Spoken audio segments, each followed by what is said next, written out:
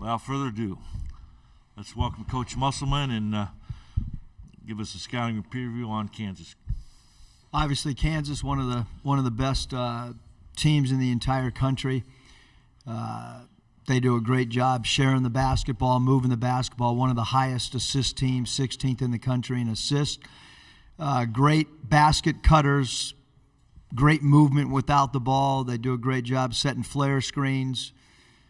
Star players in Grady, Dick, and obviously, Wilson, and then great point guard play. You can see that this is a ball club that's got clearly defined roles. Their starting five is as good as any starting five in the country, if not the best starting five in the entire country. Take questions at this time. Across the aisle there. Hey, Coach. Todd Richardson, ESPN Arkansas. You always talked about when Isaiah Joe was a Razorback, how it was really playing 4-on-4 because he just gave so much space and the guy would have to be on him. You see a lot of similarities with Grady Dick and what he does for Kansas' offense? Yeah, I don't think there's any question that you've got to stay attached to him. You still have to keep your core defensive principles. But certainly your help off of him, especially on the strong side, you need to be concerned with that for sure. But he does a great job with his pump fake game. He does a great job with backdoor cuts. He does an excellent job moving without the ball. And he's a really good offensive rebounder. So there's a lot of factors when you guard Grady Dick, a lot of factors that you've got to consider. Going to go across the way in the back. Go ahead, sir. Hi, Coach. I'm David Lawrence with the Jayhawk Radio Network. Just talk about your thoughts and how unique it is when you're looking at your opponent, and maybe the biggest question mark is the other team's head coach, and then any thoughts you have of Bill Self in your past. Well, as all of us college coaches, incredible respect for Coach Self. I mean, just great respect for him. When I was looking to get into college basketball, one of the places that I asked to visit and hang out with was at Kansas, and Joe Dooley helped facilitate that. I was able to watch several practices, hang out in staff meetings. So great respect for Coach. And when my wife was, in the media in Kansas City, she obviously covered Coach Self when he was there. So there's great respect. When my daughter was doing March Madness stuff media-wise for their online stuff, she got to interview Coach Self 4 years ago or whatever it was. So having said all that, I do know their staff, especially Curtis Townsend. And look, this staff is they've been together for a long time. And certainly, we all want Coach to be as healthy as possible and to get back to coaching as quick as that he can. But having said that, they're a well-oiled machine in how they go about their business and how they execute. So certainly concerned with those guys out on the floor, just like I'm sure that their staff's really not concerned about any of us on the sidelines. At this point in juncture with the short turnaround, I really think a lot of it comes down to player productivity and who has a big game and who can try to absorb as much as possible from a game plan standpoint in a short turnaround. Obviously, the second half of these when you win a game in this tournament, the second game at each new site you go to becomes a little bit more difficult from a prep standpoint. Stay in the far back there. Hi, Eric. Adam Kilgore with the Washington Post. I had two things. First, did you in fact hear from John Daly after the game yesterday? Yes. Four texts. What do you have to say? I was very happy with our free throw shooting. And that's not a joke. I really do get several texts. And sometimes we do converse, believe it or not, late night on our lack of free throw shooting. I sent him, just so everybody knows, I did send him several of your guys' tweets to him, and I think he felt good about that too, that we did acknowledge him in a press conference. And then a little bit more serious note, I was hoping to get your perspective on another coach here in Des Moines, Rodney Terry, just because you've had such a wealth of experience in coaching. If you could trying to imagine like being in the circumstance he found himself in this year, just what do you make of the job he's done? And I guess as a coach, how difficult, how odd would what he's been doing this year be? Well, Coach Terry was at Fresno State when I was at Nevada, so a lot of competition. He's a great coach, and he's a fierce competitor. When you're on the sidelines against somebody, sometimes you can really feel the opponent coach's personality.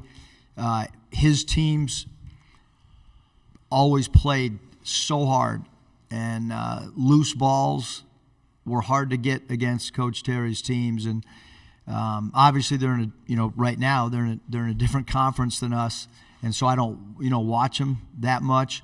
But certainly the job that he's done, I think his personality and his experience would lend himself to be able to come into a situation like that and provide stability and provide leadership.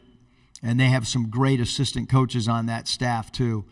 And we just happen to be one of the teams that played Texas in an exhibition game to open their new building, and we got hammered pretty good. So the talent level on that team and the experience that they have, I think you've got to give their players a lot of credit as well. Their veteran guys have done a great job. Allen and Carr, those two guys in particular, have really done a phenomenal job leading their team. Going to stay on the same side up front. Eric, sorry, I was in the locker room, had to hustle Bob, back. you're fine for being late. Okay, well, hope it's not too much. I had a couple. In this third year you've played number one seed. I know you'd rather be playing them in a later round probably, but what do those experiences do for you? And, the number one, obviously, they're number ones for a reason. They win most of the time. They don't win all the time. How do you feel about the opportunity you guys have here? Because it's not, the last few years, a number one's gotten knocked off a fair amount of time in the second round. Yeah, I think number one, Kansas they're really good. You're talking not only number one seed, but defending champions. You're talking about a team that's got some veteran players. You're talking about a player of the year in their conference, a star player. But we talked this morning at breakfast. We talked about our experiences playing Baylor. We talked about our experiences playing Gonzaga. Some of the things that we did really well, some of the things that maybe we could have improved on against Baylor. We talked about the mentality that you need to have going into this particular game.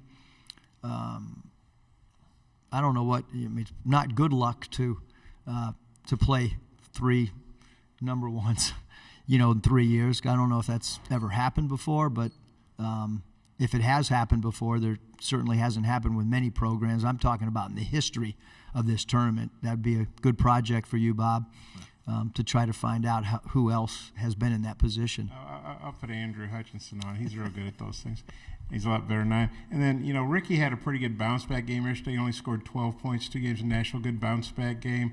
And then Mackay's played pretty well in Nashville and then, carried it over here. What do you think about Ricky's bounce-back game? How big was that? And if he could duplicate that tomorrow? And then what do you thought of Mackay's playing, how important that's been in these last few games? Yeah, Ricky's done it. He's been our leading scorer. He's been a guy that we've tried to rely on as a go-to player. He's a high-volume free throw attempt player. He can make threes. He's a great transition player. And we certainly needed his baskets last night. And I thought, above all that stuff, Bob, I thought the one thing that Ricky did an awesome job at, and something that we've really needed from him, because he's got the ability with his length, his strength, combination of speed, quickness off the floor, is the defensive rebound. And I thought his rebounding last night was really, really vital for our win. The question about Makai Mitchell, he's been very consistent throughout the year for us, providing paint protection, providing block shots, range rebounding outside of his area. He's a really good pick-and-roll offensive player in short rolls and being a dynamic rim roller. And we have not, up to this point, really had to double the post because he does such a good job one-on-one defending post offensive players. So you want some more, Bob? I mean, he's played great the last 3 games. I think he's feeling more and more confident in the system. I think he's rising to the occasion of big games.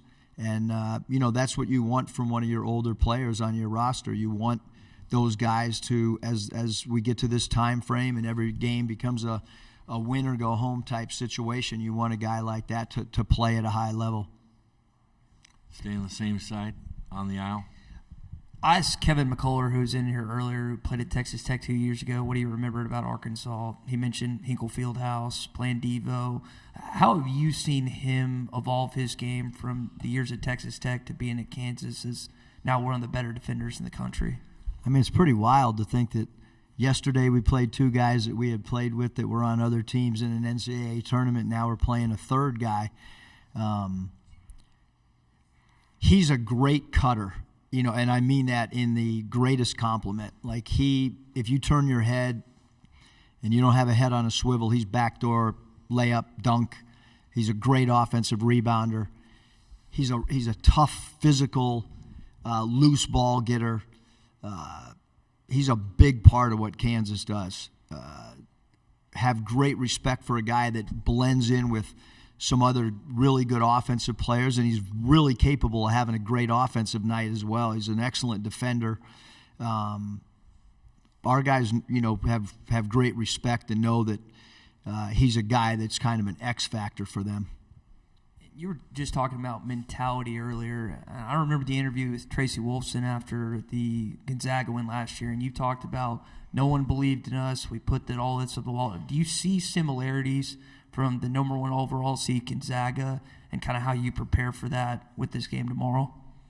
Yeah, I don't think many people believed us in yesterday going into that game. So, I think we need to play with a free mind. We need to not feel pressure, which I don't think we felt pressure yesterday. I don't think we'll feel pressure going into the Kansas game. We know we know that this is a team that the defending champs and a number 1 seed. Our guys are real smart. They read. They're on Twitter. They're on Instagram. They're on They know what we're playing against, and like I said, we have incredible respect for them. We're going to go up front on the same side. Familiar face.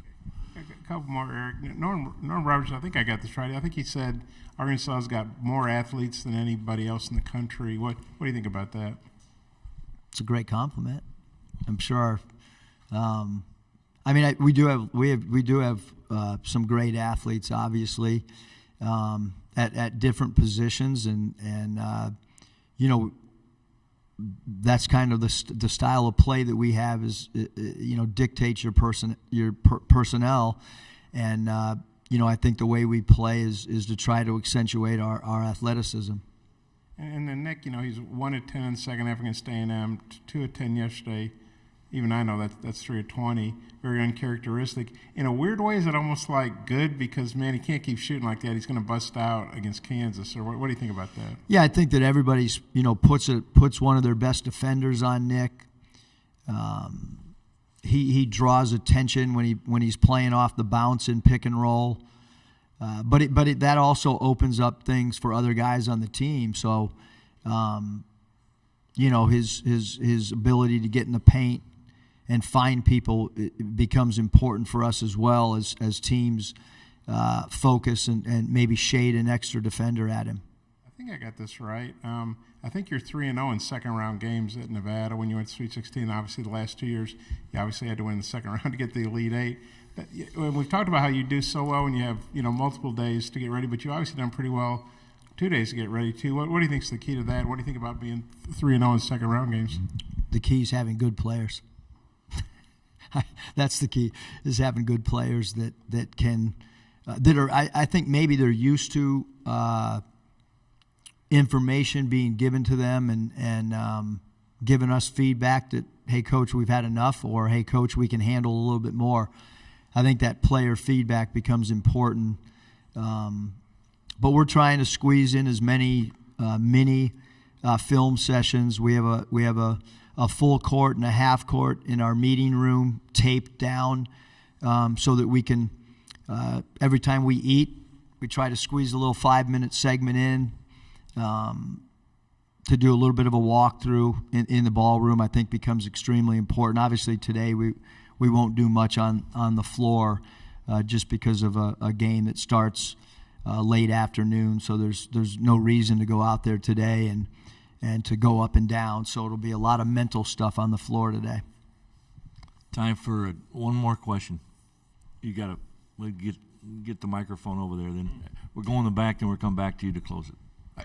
David Lawrence for the Jayhawks. Again, looking at your schedule, Coach, you ran off like 8 straight wins, and you've gone through some, 3 or 4 Struggles. weeks where you struggled a little bit. Obviously, the schedule dictates part of that, but what are some of the tangible things that go well for you guys when you succeed, and what goes wrong when you guys are not hitting on all cylinders? Well, I think if you look at some of the games that we've lost, they've been true road games. Early in the SEC schedule, we struggled because I think it was just kind of new. We had played home games, and then we had played neutral site games in Maui. One of the best players in college basketball, Trevin Brazil, goes down with a knee injury. Nick Smith's with us for a little bit, or he's not with us to start, then he's with us for a little bit, then he's out, then he comes back.